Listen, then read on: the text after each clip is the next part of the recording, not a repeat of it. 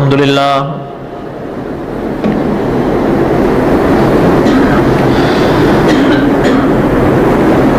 الحمد لله حمدا كثيرا طيبا كما أمر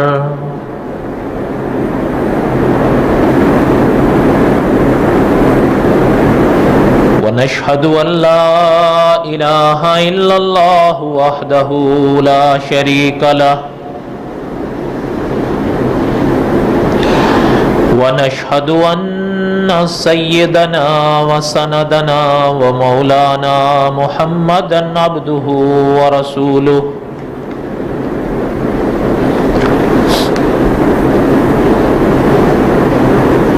أما بعد أعوذ بالله من الشيطان الرجيم بسم الله الرحمن الرحيم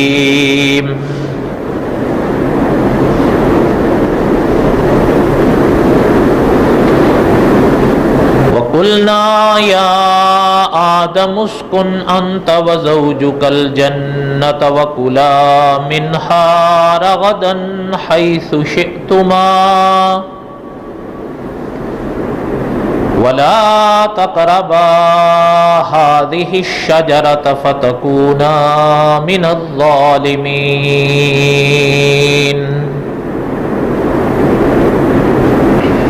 فأزلهما الشيطان عنها فأخرجهما مما كانا فيه فأزلهما الشيطان عنها فأخرجهما مما كانا فيه وقلنا اهبطوا بعضكم لبعض عدو وَلَكُمْ فِي الْأَرْضِ مُسْتَقَرٌّ وَمَتَاعٌ إِلَى حِينٍ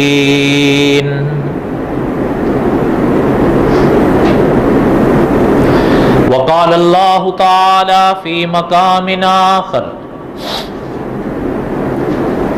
قولوا آمنا بالله وما أنزل إلينا وما أنزل إلى إبراهيم وإسماعيل وإسحاق ويعقوب والأسباط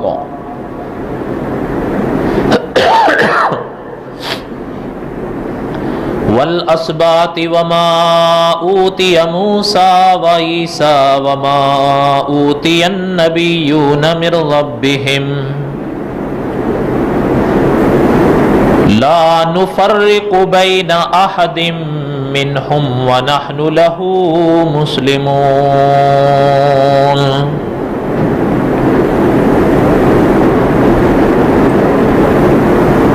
وقال النبي صلى الله عليه وسلم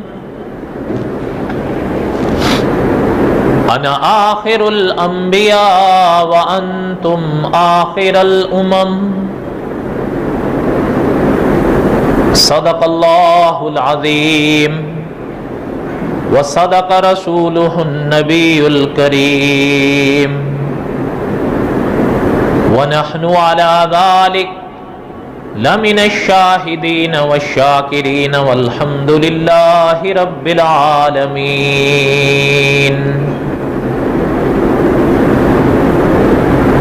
اللهم صل على محمد وعلى آل محمد كما صليت على إبراهيم وعلى آل إبراهيم إنك حميد مجيد اللهم بارك على محمد وعلى آل محمد كما باركت على إبراهيم وعلى آل إبراهيم إنك حميد مجيد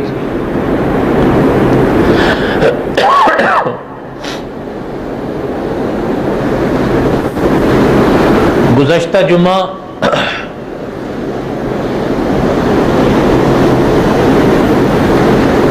قصص الانبیاء حضرت آدم علیہ السلام کا واقعہ ہم نے ماہ رمضان کے بعد پھر شروع کیا.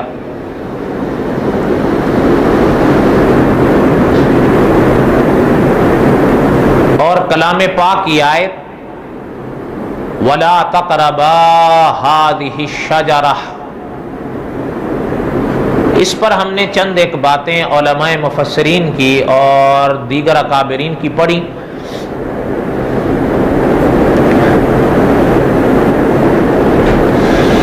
اور چونکہ نماز جمعہ کا وقت ہو گیا تھا، اس لیے کلام پاک کی اس پاک آیت میں جس درخت کا ذکر ہے اس کے بارے میں ہم چند باتیں پڑھ رہے تھے.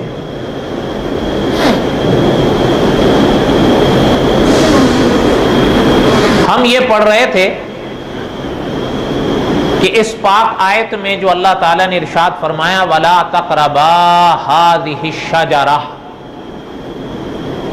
فَتَكُونَا مِنَ الظَّالِمِينَ، اللہ تعالیٰ نے حضرت آدم علیہ السلام اور حضرت حوا علیہ السلام کو دونوں کو منع فرمایا کہ جنت کے اس درخت کے قریب نہیں جاؤ.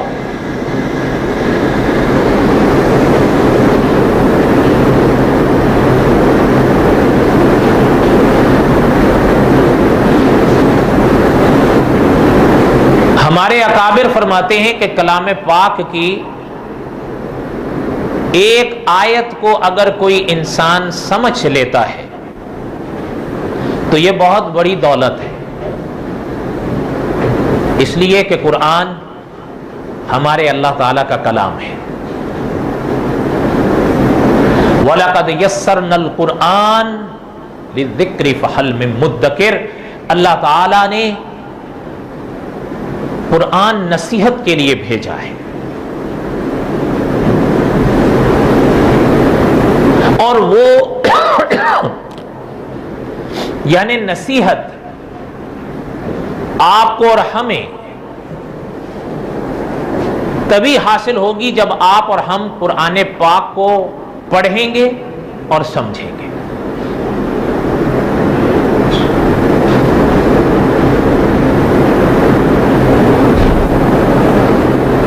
عرض یہ کر رہا تھا کہ علماء مفسرین نے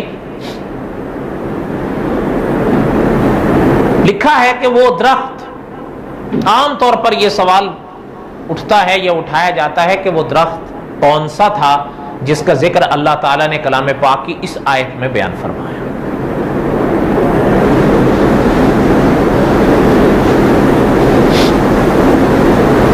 کچھ اقوال میں نے علماء مفسرین کے بتائے تھے. مثلا ایک یہ کہ بعض علماء یوں فرماتے ہیں کہ وہ انجیر کا ایک درخت تھا جس سے اللہ تعالیٰ نے منع فرمایا تھا. اور ایک قول یہ سنایا تھا کہ بعض علماء یوں لکھتے ہیں کہ وہ انگور کا ایک درخت تھا. بعض علماء یوں فرماتے ہیں کہ وہ کھجور کا ایک درخت تھا. اور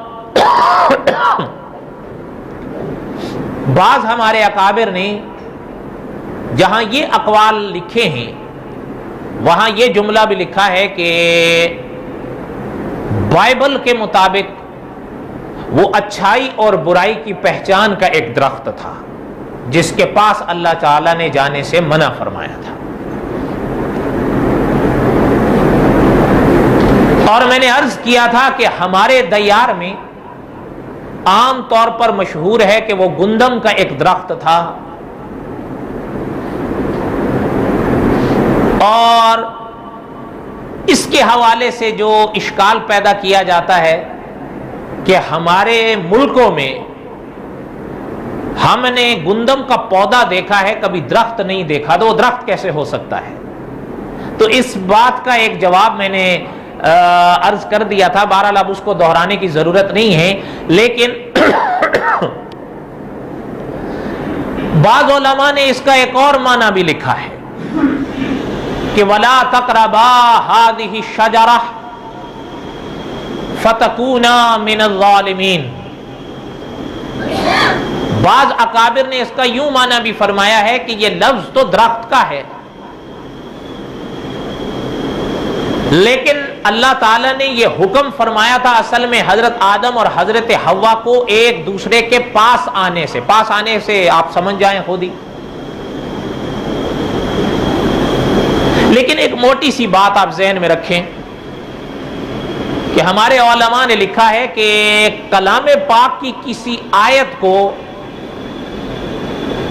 بلا کسی وجہ اور دلیل کے ظاہر سے پھیرنا نہیں چاہیے الا کہ کوئی مجبوری ہو.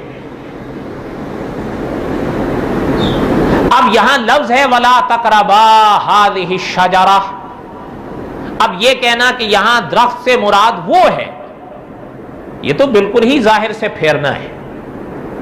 لیکن بہرحال ان مفسرین نے یہ معنی لکھے ہیں. لیکن آپ ایک موٹی سی بات ذہن میں رکھ لیں، یہ سارے اقوال میں نے ذکر کر دیے، لیکن ایک بات محققین کی بھی پلے باندھ لیں جو آپ کے لیے ہمارے لیے سنہری اصول ہے. وہ صرف یہاں تک کے لیے نہیں ہے، اس طرح کی کئی باتوں کے لیے ہے. اصول بہرحال اصول ہوتا ہے، اور اصول کی روشنی میں سینکڑوں مسائل حل کیے جاتے ہیں سینکڑوں لوگوں کے. مثلا میں آپ کو بات سمجھانے کے لیے عرض کروں، آپ اور ہم نماز ادا کرتے ہیں، خدا نہ کرے کبھی نماز ادا کرتے کرتے، مثلا آپ اور ہم، میں مثالی بات عرض کر رہا ہوں ورنہ کہیں اور بھی بھول سکتے ہیں، اگر آپ اور ہم 2 رکعت سنت ادا کر رہے ہیں فجر کی، اب پہلی رکعت میں آپ اور ہم ثنا پڑھیں گے، تعوذ پڑھیں گے، تسمیہ پڑھیں گے، فاتحہ پڑھیں گے، اور فاتحہ کے بعد کیا کریں گے؟ فاتحہ جب پڑھ لیں گے پوری آمین تک، یعنی آمین یہ سنت ہے، جب یہ کہہ دیں گے تو اس کے بعد کیا کریں گے؟ سورت پڑھیں گے. آپ کو اور اگر ہمیں سہو پیش آ گیا، خدا نہ کرے بھول کے ہم رکوع میں چلے گئے، بعد میں یاد آیا کہ اوہ میری تو قرات رہ گئی، میں نے تو آمین کے بعد کلام پاک کی آیتیں پڑھنی تھی. اب آپ نے ایسے موقع پر کسی عالم سے مسئلہ پوچھا، میں مثالی بات عرض کر رہا ہوں، اگر مثلا خدا نہ کرے کسی کو نہیں پتا تھا، اس نے بعد میں کسی عالم سے پوچھا، یا اس طرح کی صورت ہونے سے ڈر گیا اور اس نے کسی عالم سے پوچھا کہ اگر میرے ساتھ ایسا ہوا خدا نہ کرے کبھی تو میں وہ نماز کیسے پوری کروں گا، تو امام صاحب یا عالم صاحب آپ سے کہیں گے کہ آپ اخیر میں سجدہ سہو کر لیجئے گا، اگر کبھی آپ کو ایسا ہوا تو آپ کی نماز ہو جائے گی. یہ صحیح ہے یا نہیں؟ ایک بات. اب دوسری بات،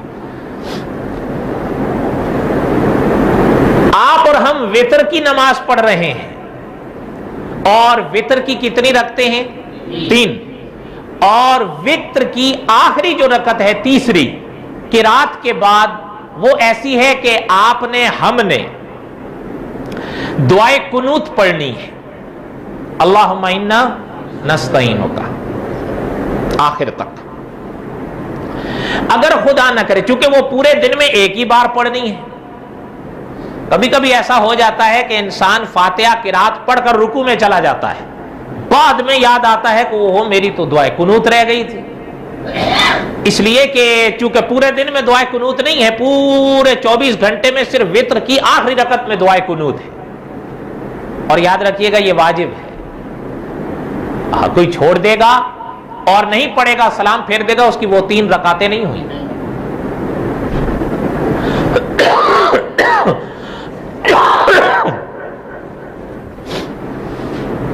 اب اگر انہوں نے ایسے موقع سے ڈرتے ہوئے کسی عالم سے پوچھا کہ حضرت اگر کبھی مجھے ایسا ہو جائے تو میرے لیے شریعت کا کیا حکم ہے، علماء کیا فرماتے ہیں کہ میں کیا کروں، وہ عالم ان سے فرمائیں گے کہ اگر خدا نہ کرے کبھی ایسا ہو جائے تو وتر کی آخری تشہد میں سجدہ سہو کر لینا تو تمہاری نماز ہو جائے. کیا ہوگا؟ اچھا آپ ذرا غور کریے گا تھوڑا سا. ہاں، جن 2 سائلوں نے سوال کیا ہے ان دونوں کا سوال ایک جیسا تھا یا علیحدہ علیحدہ؟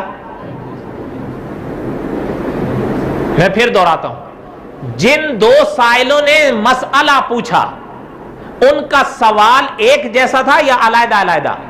علیحدہ علیحدہ۔ اچھا، اور جن عالم سے پوچھا اور جنہوں نے ان کو فتویٰ دیا تو عالم کا جواب علیحدہ علیحدہ تھا یا ایک جیسا؟ ایک جیسا۔ بس یہ مسئلہ بات کیا ہے، نہ سائل نے دلیل پوچھی اور نہ عالم نے کوئی دلیل بیان فرمائی، سائل نے بھی صرف سوال کیا اور عالم نے صرف جواب دیا، بات ختم ہو گئی۔ اب بات یہ ہے کہ سوال تو دونوں علیحدہ ہیں لیکن عالم کا جواب ایک جیسا کیوں ہے؟ اس لیے کہ عالم کے ذہن میں وہ اصول موجود ہے جو فقہا دے گئے ہیں، اسی اصول کے تحت اس نے دونوں کا مسئلہ حل کیا ہے۔ بات سمجھ میں آئی ہے یا نہیں آئی؟ خیر یہ تو ایک ضمن بات ہی، میرا کہنے کا مقصد صرف تھا کہ بات آپ کے ذہن کے قریب ہو جائے کہ یہ تھا کہ اصول بہرحال اصول ہوتا ہے اور وہ ایک نہیں ہزاروں جگہ کام آتا ہے، وہ میرے متعلق ہو تب بھی کام آئے گا، بات آپ کے متعلق ہو تب بھی کام آئے گی۔ اس کو ذہن میں رکھتے ہوئے وَلَا تَقْرَبَا هَٰذِهِ الشَّجَرَةَ کہ یہ درخت کون سا تھا، علماء نے محققین نے ایک اصول دیا ہے پیغمبر علیہ السلام کی پاک امت کو کہ یہ اصول ذہن میں رکھو، ایک نہیں سینکڑوں جگہ کام آئے گا، کلام پاک کے سوا بھی آپ کو کئی جگہوں یہ کام آئے گا، اور آپ کا یہ ایک ایسا اصول ہے محققین کا کہ آپ کا بہت وقت بچا دے گا۔ وہ کیا ہے؟ علماء مفسرین نے لکھا ہے کہ قرآن پاک میں اللہ تعالیٰ نے وضاحت نہیں فرمائی کہ وہ درخت کس چیز کا تھا، آیا انجیر کا تھا، انگور کا تھا، زیتون کا تھا، کھجور کا تھا، گندم کا تھا، نیکی اور برائی کا تھا؟ قرآن پاک میں کہیں اللہ تعالیٰ نے اس کی وضاحت، بس یہ فرمایا وَلَا تَقْرَبَا هَٰذِهِ الشَّجَرَةَ، وہ ایک درخت تھا جس کے پاس جانے سے اللہ تعالیٰ نے ان دونوں حضرات کو منع فرمایا، حضرت آدم کو بھی اور حضرت حوا کو بھی، ان دونوں کو منع فرمایا تھا، بس بات ختم ہو گئی۔ اور علماء فرماتے ہیں جب اللہ تعالیٰ نے وضاحت نہیں فرمائی تو آپ کو اور ہمیں بھی نہیں چاہیے کہ اس سوال کے جواب میں اپنی جان کھپانے لگ جائیں، اس لیے کہ جب اللہ تعالیٰ نے بیان نہیں فرمائی، اور محققین علماء نے تو یہاں تک بھی لکھ دیا ہے کہ کہیں بھی احادیث طیبہ میں آپ صلی اللہ علیہ وسلم سے بھی وضاحت نہیں ملتی کہ وہ درخت کس چیز کا تھا، بس قرآن نے بیان فرما دیا کہ وہ ایک درخت تھا، بس بات ختم ہو گئی۔ اللہ تعالیٰ نے قیامت کے دن آپ سے ہم سے نہیں پوچھنا کہ ذرا مجھے کھڑے ہو کر بتاؤ کہ وہ درخت جس سے میں نے حضرت آدم اور حضرت حوا کو منع کیا تھا پاس جانے سے، وہ درخت کون سا تھا؟ اللہ تعالیٰ پوچھیں گے؟ جب اللہ تعالیٰ نہیں پوچھیں گے تو پھر یہ اس سوال کا جواب ڈھونڈنا ضروری رہا؟ پھر آپ کو اور ہمیں چاہیے کہ جو ضروری باتیں ہیں ہم اور آپ وہ جانیں۔ یہ اصول صحیح ہے یا غلط ہے؟ کچھ باتیں ضروری نہیں ہوتی لیکن ہمارے لوگوں کو بہت ذوق ہوتا ہے ان کے جاننے کا، وہ اپنا وقت صرف کر رہے ہوتے ہیں ان پر، اور پتہ نہیں ہے اس کو کہ وہ اپنا قیمتی وقت ضائع کر رہا ہے۔ حالانکہ آپ اور ہم اگر ہمارے پاس دولت کے سکے ہوں نا، ہم بڑے محتاط ہو کے اس کو خرچ کرتے ہیں، ہے یا نہیں؟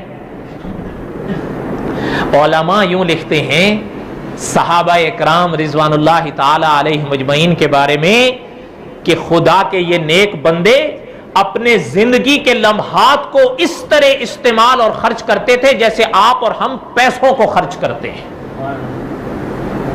ان کے نزدیک دولت کوئی معنی نہیں رکھتی، زندگی کا لمحہ معنی رکھتا تھا، اس لیے کہ اللہ نے زندگی کے لمحات کے بارے میں پوچھنا ہے، دولت کی بات بعد میں آئے۔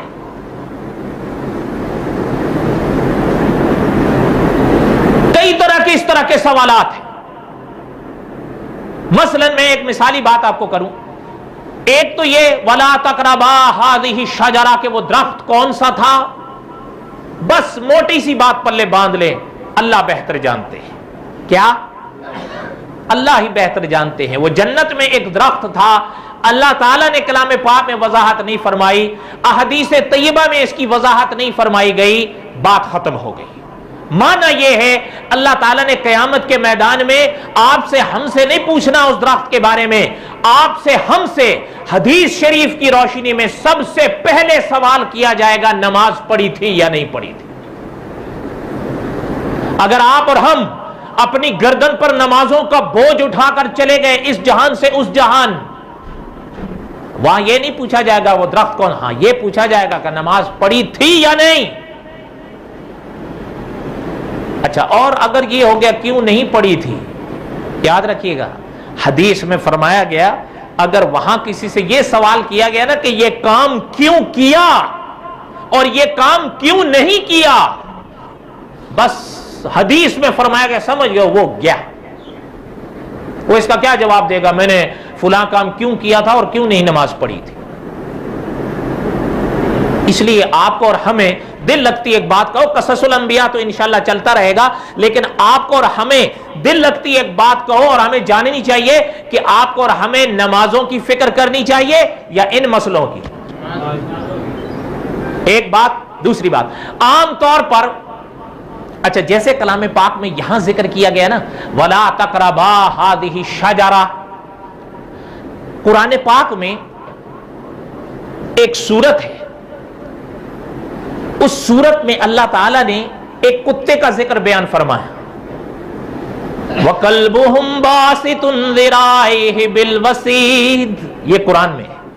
اس آیت میں ایک کتے کا ذکر ہے، بس اللہ تعالیٰ نے اتنا بیان فرمایا وہ ایک کتا تھا، اور ایک مختصر سا واقعہ اللہ تعالیٰ نے بیان فرمایا۔ یہ نہیں بیان فرمایا کہ اس کتے کا رنگ کیا تھا۔ یہ کوئی ضروری مسئلہ ہے کہ اس کتے کا رنگ کیا تھا؟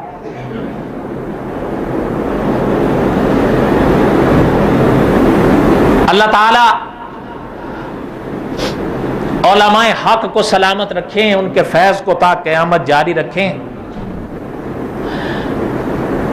شیخ الاسلام والمسلمین مفتی محمد تقی عثمانی صاحب دامت برکاتہم پچھلے سال آپ کے مدرسے میں تشریف لائے تھے، یاد ہوگا آپ، حضرت نے ایک واقعہ بیان فرمایا اپنا۔ حضرت فرما رہے تھے کہ غالباً رات کو تہجد کا وقت تھا، سو رہے تھے، ایک فون آیا ان کو، بات سنیے گا دل سے۔ فرماتے ہیں میں نے فون اٹھایا،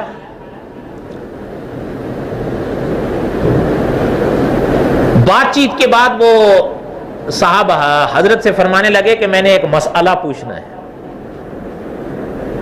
غالباً حضرت نے فرمایا بھئی یہ فون کرنے سے پہلے گھڑی دیکھی تھی؟ سمجھ رہے ہیں کہ جی ہاں میں نے دیکھی تھی، لیکن میں سمجھا تہجد کا وقت ہے، آپ تہجد کے لیے اٹھے ہوئے ہوں گے تو مسئلہ پوچھ لو۔ اچھا بھائی مسئلہ کیا ہے؟ حضرت فرمانے لگے کہ میں نے پوچھا بھائی مسئلہ کیا پوچھنا ہے آپ؟ کہ کہنے لگا جی ہمارے دوستوں میں، ہم میں اور ہمارے دوستوں میں بحث چل رہی تھی کہ کلام پاک میں وَقَلْبُهُمْ بَاسِطٌ ذِرَاعَيْهِ بِالْوَسِيدِ، اصحاب کہف کے جس کتے کا ذکر ہے اس کا رنگ کیا تھا؟ میرا خیال یہ ہے کہ مثلا وہ سفید رنگ کا تھا، لیکن میرے دوستوں کا خیال یہ ہے کہ نہیں وہ کالے رنگ کا تھا، یعنی کسی اور رنگ کا تھا۔ تو ہم کسی نتیجے پر نہیں پہنچ سکے، اس لیے ہم نے آپ سے رجوع کیا کہ آپ ہمیں بتا دیں کہ وہ اصحاب کہف کا کتا کالا تھا یا چٹا تھا۔ حضرت فرماتے ہیں کہ میں نے اس کو کہا کہ ذرا یہ بتاؤ کہ جو تم نے رنگ بیان کیا ہے، اگر اصحاب کہف کے کتے کا رنگ وہ ثابت ہو جائے تو تمہیں کیا فائدہ ہے، اور اگر وہ رنگ ثابت ہو جائے جو وہ بیان کر رہے ہیں تو تمہیں کیا نقصان ہے؟ نہیں سمجھ آئی بات؟ نہیں سمجھ آئی؟ نہیں، ذرا آپ غور کر کے بتائیں، اگر ثابت ہو جائے کہ اصحاب کہف کے کتے کا رنگ سفید تھا، آپ کو ہمیں حاصل کیا ہوگا؟ اور اگر ثابت ہو جائے کہ اس کا رنگ کالا تھا تو آپ کو اور ہمیں کیا حاصل ہوگا؟ کچھ بھی نہیں۔ اللہ تعالیٰ نے قیامت کے دن آپ سے ہم سے یہ نہیں پوچھنا کہ کھڑے ہو کر مجھے بتاؤ اصحاب کہف کے کتے کا رنگ کیا تھا، پوچھیں گے اللہ تعالیٰ بس وَقَلْبُهُمْ بَاسِطٌ ذِرَاعَيْهِ بِالْوَسِيدِ، اللہ تعالیٰ نے اصحاب کہف کے اس کتے کا ذکر فرمایا، بات ختم ہو گئی۔ کلام پاک میں معذرت کے ساتھ میں یہ چند باتیں عرض کر رہا ہوں، پھر پتہ نہیں موقع آئے کہ نہ آئے، لیکن یہ باتیں پلے باندھ لو اصول کے لحاظ سے۔ کلام پاک میں ایک پیغمبر کا ذکر ہے،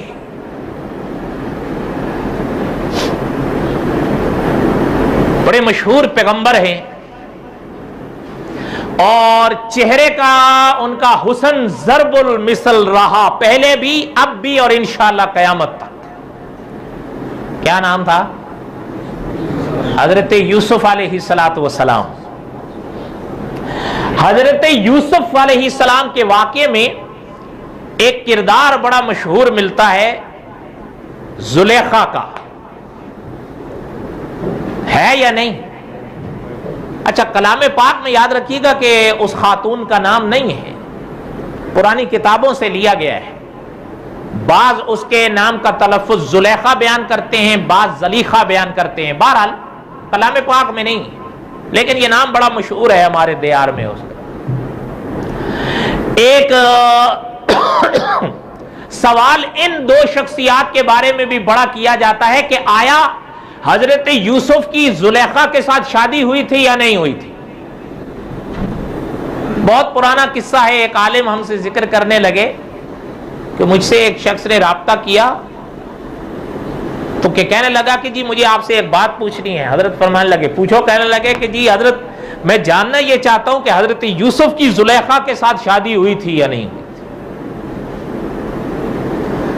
حضرت نے فرمایا اللہ تعالیٰ قیامت کے دن آپ سے ہم سے نہیں پوچھیں گے کہ حضرت یوسف کی زلیخا سے شادی ہوئی تھی یا نہیں ہوئی تھی، پوچھیں گے؟ نہیں پوچھیں گے۔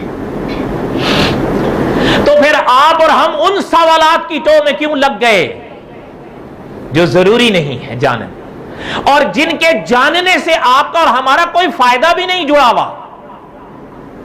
آپ کو اور ہم اگر جان لیں کہ حضرت یوسف کی زلیخا سے شادی ہوئی تھی، کیا خیال ہے کوئی فائدہ ہے؟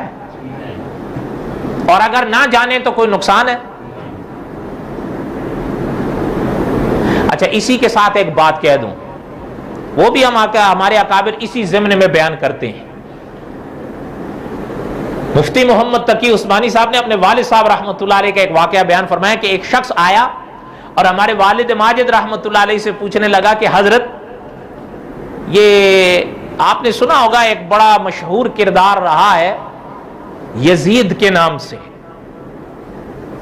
مفتی محمد تقی عثمانی صاحب فرماتے ہیں کہ ہمارے والد ماجد رحمۃ اللہ علیہ سے ایک شخص نے پوچھا کہ حضرت یہ یزید کی نجات ہو جائے گی؟ حضرت فرماتے ہیں کہ ہمارے والد ماجد رحمۃ اللہ علیہ فرمانے لگے میاں مجھے اپنی فکر ہے، پتہ نہیں میری نجات ہوگی یا نہیں ہوگی، تو میں یزید کی فکر کھائے جا رہی ہے کہ پتہ نہیں اس کی نجات ہوگی یا نہیں ہوگی۔ ہمارے اساتذہ فرمایا کرتے تھے کہ یزید کا معاملہ اس پر چھوڑ دو، اللہ تعالیٰ آپ سے ہم سے قیامت کے دن یزید کے بارے میں نہیں پوچھیں گے، اللہ تعالیٰ کس کے بارے میں پوچھیں گے؟ ہر شخص ہر کندھا اپنا بوجھ اٹھائے گا، ہے یا نہیں؟ اللہ تعالیٰ آپ سے ہم سے ہمارے بارے میں پوچھیں گے کہ آپ نے ہم نے کیا کیا اس زندگی میں۔ اس لیے ایک بات یہ پلے باندھ لو، جو سوال اس طرح کے آپ کو غیر ضروری لگیں ان کی ٹوہ میں کبھی نہ لگو، وہ جاننے کی کوشش کرو جو اللہ تعالیٰ آپ کو اور ہمیں جوڑیں گے۔ اور جن حضرات نے اس کی فکر کی ہے آج بھی وہ ہمارے لیے آپ کے لیے نمونہ ہے۔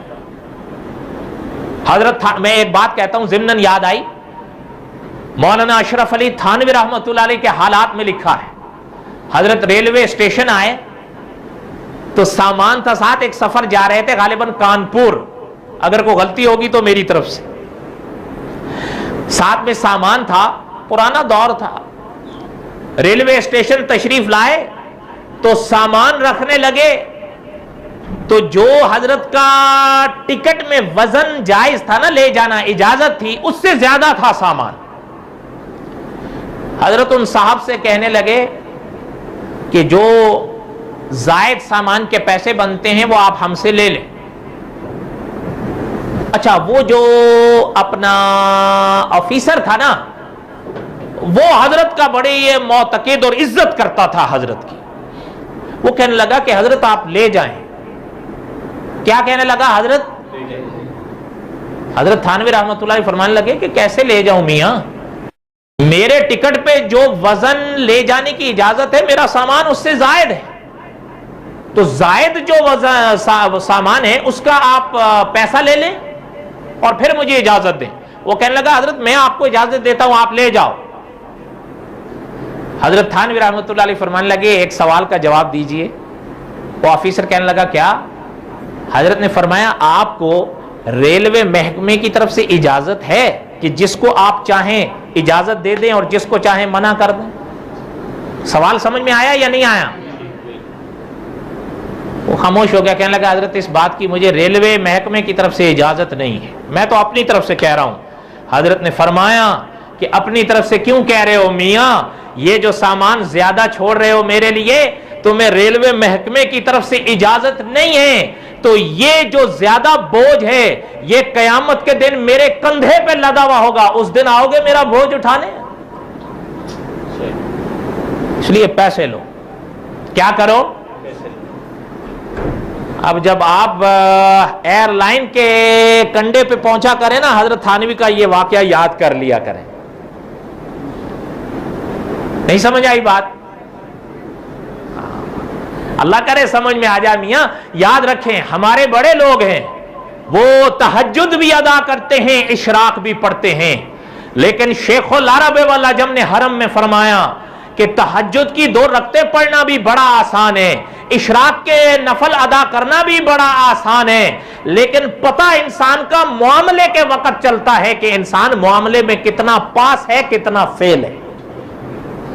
یہ یاد رکھیے گا.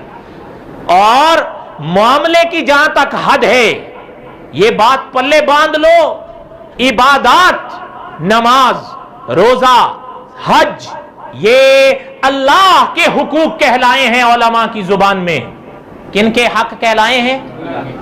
اور معاملات کا اکثر حصہ بندے کے متعلق ہے جن کو حقوق العباد کہا جاتا ہے. اور علماء نے قاعدہ لکھا ہے کہ اللہ میاں اپنا حق معاف فرما دیں، اپنے بندے کا حق اللہ معاف نہیں فرماتے الا کہ وہ شخص آپ کو معاف کرے.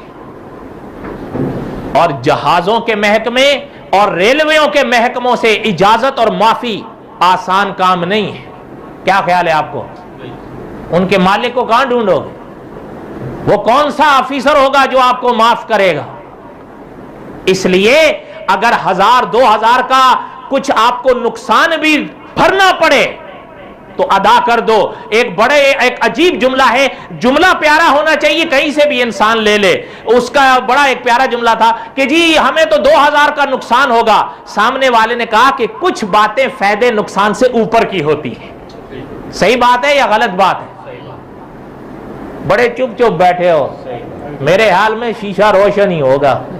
میرا بھی وہی حال ہے، کوئی صرف آپ کی تھوڑی بات ہے. لیکن آئندہ سنبھل جاؤ اور جو ہو گیا اس کی تلافی کرو. ہاں یہ اب خود جانو تلافی کیسے کرو گے، لیکن آئندہ تو کم از کم بچو اور جو ہو گیا اس کی تلافی کی کوشش کرو. کہنے کا مقصد یہ ہے کہ آپ اور ہم سینکڑوں واقعات پڑھتے اور سنتے ہیں، لیکن آپ اور ہم ضروری سوالات نہیں پوچھتے، غیر ضروری سوالات کی ٹوہ میں پڑے رہتے. وَلَا تَقْرَبَا هَذِهِ الشَّجَرَةَ، اس پاک آیت میں کس درخت کا ذکر ہے خدا کے سپرد کر دیں. اللہ بہتر جانتے ہیں کہ وہ درخت کس چیز کا تھا. بات سمجھ آ گئی کہ نہیں سمجھ آئی؟ اب آگے سنیں. فرمایا وَلَا تَقْرَبَا هَذِهِ الشَّجَرَةَ، اللہ تعالیٰ نے حضرت آدم اور حضرت حوا کو منع فرمایا دونوں اس درخت کے قریب نہیں جاؤ. اور اسی آیت کے ضمن میں علماء نے لکھا ہے، وہ بھی آپ اور ہم پلے باندھ لیں کہ خدا نہ کرے اگر کوئی ایسا موقع ہے کہ اس موقع پر آپ اور ہم کسی وجہ سے گناہ کے قریب ہو سکتے ہیں تو اس وجہ سے ہٹ جاؤ. کیا کرو؟ اس وجہ سے. ہاں پھر اس ٹو میں مت پڑو کہ وہ وجہ تو جائز ہے. نہیں، کبھی کبھی ایک بات جائز ہوتی ہے، ذریعہ بن جاتی ہے ناجائز بات تک جانے کی. جب وہ ذریعہ ناجائز بات تک پہنچنے کا بنے گا تو وہ جائز بات بھی منع ہو جائے گا. سمجھ آئی بات یا نہیں سمجھ آئی؟ آپ اور ہم نے تو دھندے کھول رکھے ہیں. برا نہیں مانیے گا. ادھر سے بانا ادھر سے بانا, یوں بانا وہ بانا. اور ایک بات ذہن میں رکھ لو, علماء فرماتے ہیں گناہ کا ادنا درجہ یہ ہے کہ گناہ کو گناہ سمجھو, کبھی اس کو بہانے سے جائز سمجھنے کی کوشش نہیں کرنا. توبہ کی توفیق سلب ہو جائے گی. خدا نہ کرے اگر کبھی گناہ کرو گے, اللہ نہ کرے کہ ایسا موقع آئے, لیکن اگر خدا نہ کرے آپ اور ہم نفس اور شیطان کے ہاتھوں مارے ہوئے کر ہی رہے ہیں, تو یہ پلے باندھ لو کہ اس کو گناہ ہی سمجھو. آج نہیں تو کل, کل نہیں تو پرسوں ممکن ہے توبہ کی توفیق ہو جائے. لیکن اگر اس گناہ کو جائز سمجھو گے اور کہو گے کہ میں نے گناہ اس لیے کیا اس کے لیے کیا, پلیز وہ چپل سنبھال کے پانی بہا دو, کوئی باہر لے آیا. ادھر توجہ دیں, کوشش کیا کریں یہ جو بیت الخلا کے چپل ہیں ان کو اندر ہی اتارا کریں. بار جگہ ہم آپ کے فرش کے لیے پاک اور صاف رکھتے ہیں کیونکہ وہاں سے سیدھا آپ نماز گاہ میں آئیں گے, لیکن چپل جب آپ باہر لے آؤ گے تو وہ چپل مشکوک جگہ پر ہوتے ہیں. آپ اور ہم بڑے ہیں, احتیاط کر لیں گے, بچے احتیاط نہیں کرتے. جانے انجانے میں پیشاب اس پر لگا ہوا ہو, آپ لے کر باہر آ جاؤ, پھر وہیں سے انہی قدموں کے ساتھ یہاں آ جاؤ, آپ کی تو گئی ساتھ میں اوروں کی بھی چلی جائے گی. کتنی بار تنبیہ کر چکے ہیں لیکن دھیان نہیں دیتے. حالانکہ یہ بات تو آپ اور ہم سب جانتے ہیں, الطہور شطر نہیں جانتے, الطہور شطر الایمان, پاکیزگی آدھا ایمان ہے. تھوڑا احتیاط رکھا کریں.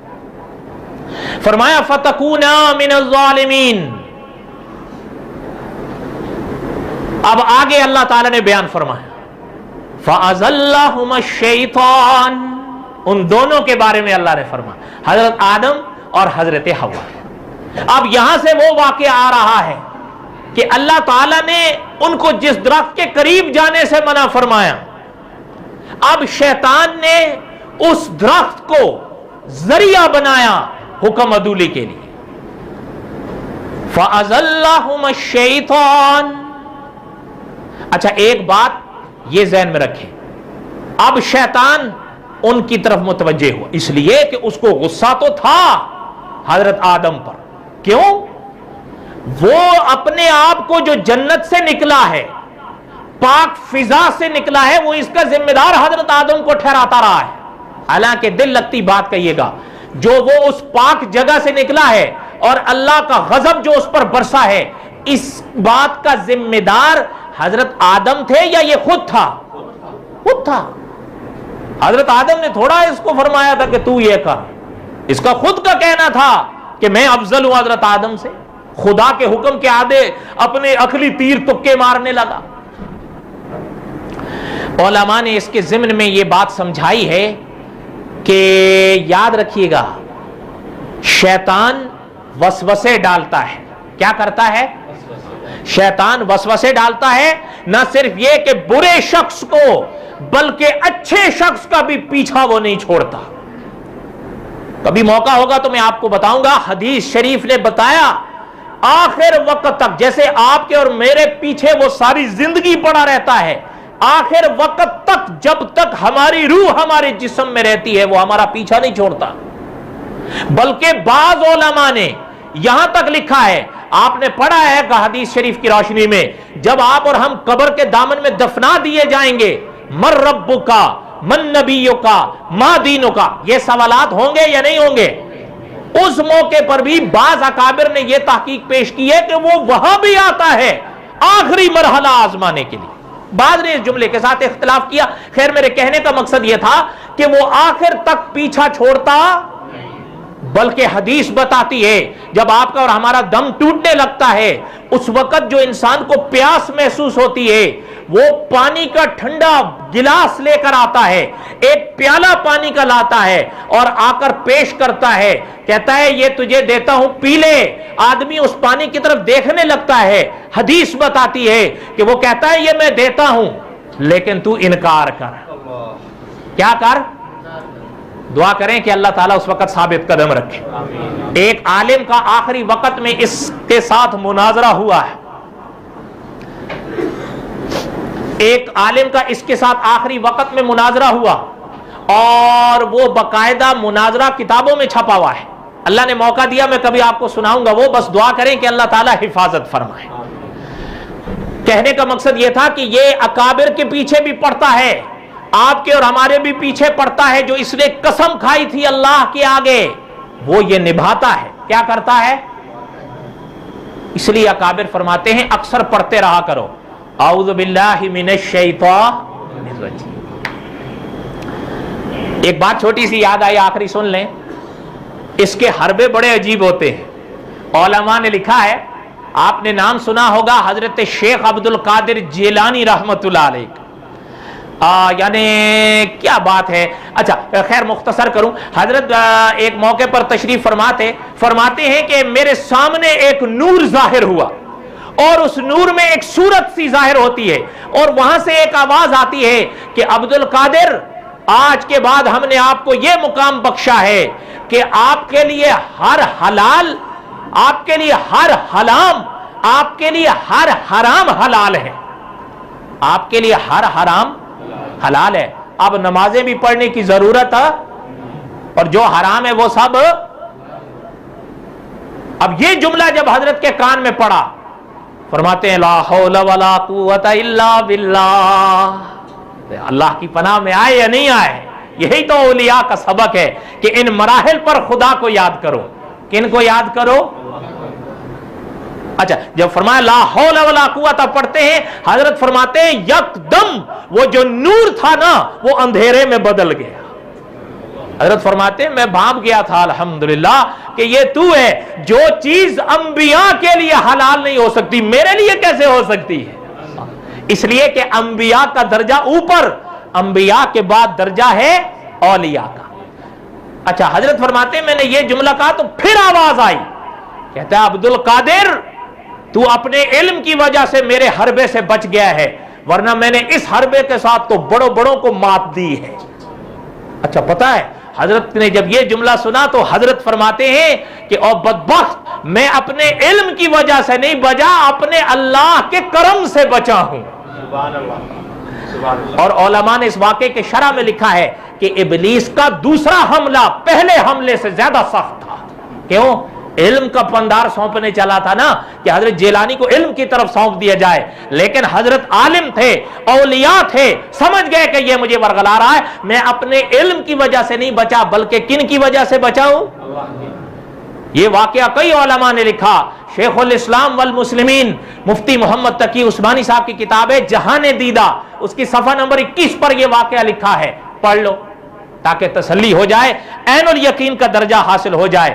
حضرت کی 3 کتابیں ہیں. میں طلبہ کو, دوستوں کو جن کو کتابیں پڑھنے کا شوق ہے ان کو مشورتاً کہا کرتا ہوں کہ یہ کتابیں خریدو, ان کو پڑھو.